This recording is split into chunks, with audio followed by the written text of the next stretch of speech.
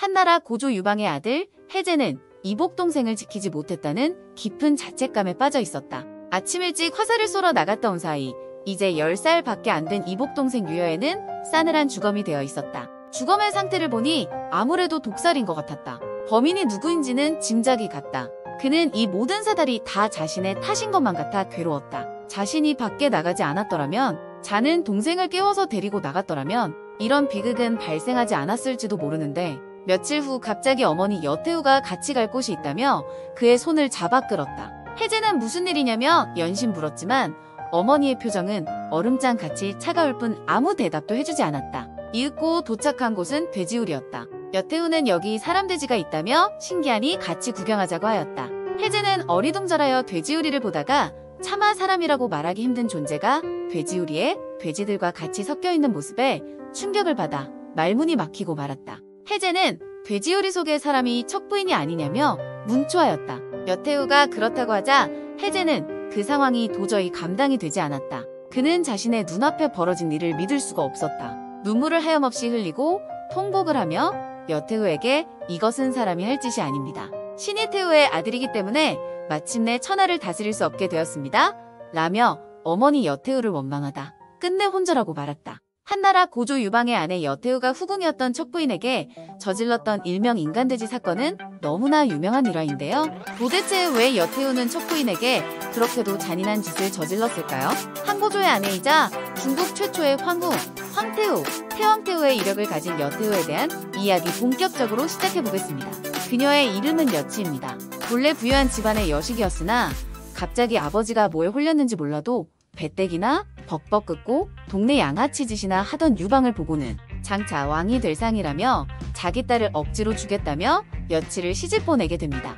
여치도 시집 가기 전까지는 참 착하고 순한 아가씨란 소리 좀 들었었죠. 하지만 양아치랑 결혼했으니 결혼 생활이 얼마나 힘들었겠습니까? 남편이란 작자는 생활비는 커녕 집에도 잘 들어오지도 않고 심지어는 밖에서 사고까지 치고 다녔는데 여치가 유방을 대신해 옥살이도 했다고 합니다. 유방이 밖으로만 다녀서인지 그녀는 가족을 무척이나 아꼈습니다. 반면 유방은 지 밖에 모르는 사람이었습니다. 한 번은 항우에 패한 유방이 두 아이를 데리고 도망치다 마차가 느려지자 아이들을 밖으로 던져버렸습니다. 그러자 오히려 부하장수가 다시 아이들을 태우고 달리다 마차가 느려지니 다시 유방이 아이들을 마차 밖으로 던져버리고 다시 부하장수가 아이들을 데리고 오고 이 짓을 10번이나 하였고 열이 뻗친 유방이 부하장수를 죽이려고까지 했죠. 그러자 부하장수도 열받아서 한낱짐 승도 제 새끼 귀한 줄은 압니다. 그런데 폐하께선 이게 뭐하는 짓입니까? 라고 말할 정도였죠. 또 여치는 담대하기까지 했는데요. 여치가 한 번은 항우에게 포로로 잡힌 적이 있었는데 항우 앞에서 포박당해 있는 와중에 항우를 보고 너 따위가 뭘 어떻게 할 거냐? 죽일 테면 죽여봐라. 너 따위는 내 남편의 상대가 안 된다며 큰 소리를 뻥뻥 쳤습니다. 그러자 항우는 물론 같이 포로로 붙잡힌 시아버지 유태공조차도 뻥지고 말았다죠. 아무튼 여치의 친정아버지의 보는 눈이 정확했던지 결국 유방은 항우를 이기고 천하를 통일하여 유방은 황제의 자리에 여치는 황후의 자리에 오르죠. 이때부터 여태우는 본격적으로 자신의 야심을 드러내며 전국에 관여하기 시작합니다. 유방은 천하를 안정시키기 위해서 제후왕들을 모두 유시로 앉히려고 했습니다. 그러자면 한신, 팽월, 경포 등 개국 공신들을 모두 숙청해야 했죠. 하지만 유방은 마음이 모질고 독하진 못해서 목숨만은 살려주려고 하였는데 여태우가 나서서 모두 처형해버리고 말았습니다. 결국 몇몇 제후들은 목숨을 잃을 것을 두려워하며 모반하거나 흉노에 투항해버리고 말았습니다.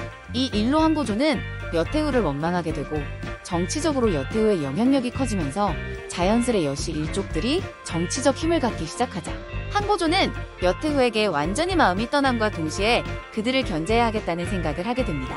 그리하여 한고조는 갑자기 여태우의 소생인 태자 유영을 내치고 특히나 많이 사랑하고 아꼈던 척부인의 소생인 유여의를 태자에 앉히자고 주장을 하게 되죠. 척부인 역시 자신의 아들을 황태자로 만들기 위해 한고조에게 밤새도록 울면서 애원하는 등 갖은 수를 쓰며 여후와 노골적으로 대립했습니다. 당시 여태우의 입장에서는 척부인의 행동은 자신의 분수도 파악 못한 채 황제의 총애만 믿고 후계자 싸움에 뛰어들어 정치적인 위협을 가한 도발이자 상전으로 모셔야 할 황후와 황태자를 무시한 법도와 상식을 어긴 오만방자한 행동으로 받아들일 수밖에 없었죠. 어쩌면 때리는 시어미보다 말리는 시누이가 더 밉다고 황고조보다 첫 부인이 더 미웠을 수도 있을 것 같습니다. 결국 신하들의 반대와 현실의 벽에 부딪혀 황태자 교체는 실패하게 됩니다. 얼마 후 황고조 유방은 죽음을 맞게 됩니다.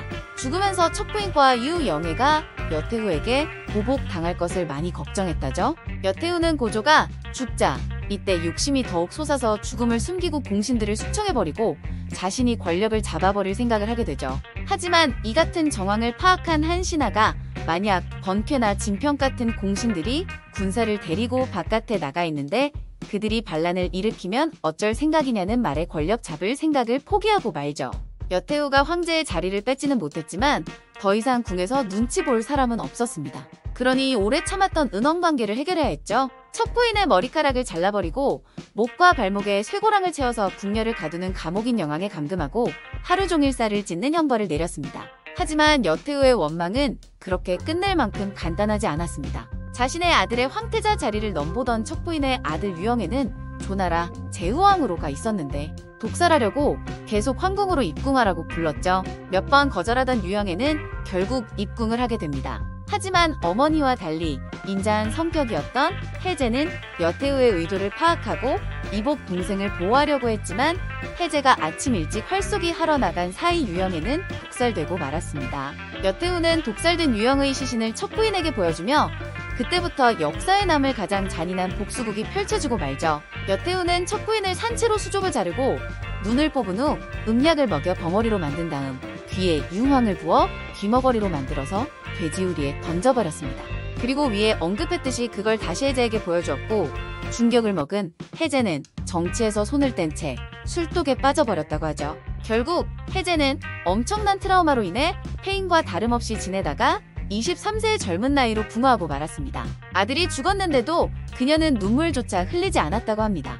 어찌 보면 첫 부인이 분수를 모르고 당시에는 해서는 안 될 짓을 한 것은 맞지만 아무리 인권이 전무한 고대 중국이라도 법률에 의한 극형이나 상대적으로 평범한 방식으로 사형시켰으면 될 일을 자신의 가학적인 감정에 휩싸여 해서는 안 될 짓을 저질렀던 것이죠. 결국 여태후의 엄청난 피해 복수가 자신의 아들도 망쳤을 뿐 아니라 그 사건으로부터 엄청난 시간이 흐른 지금까지 사람들에게 회자되고 그녀를 악녀라고 불리게끔 만드는 결과를 낳았죠.